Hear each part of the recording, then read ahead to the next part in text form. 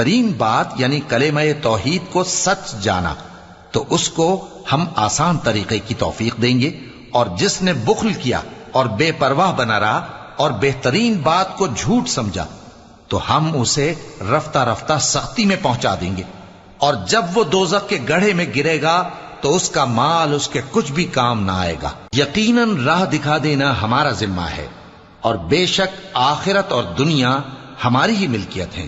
سو میں نے تم کو بھڑکتی آگ سے خبردار کر دیا ہے، اس میں وہی داخل ہوگا جو بڑا بدبخت ہے، جس نے جھٹلایا اور منہ پھیرا، اور جو بڑا پرہیزگار ہے وہ اس سے بچا لیا جائے گا۔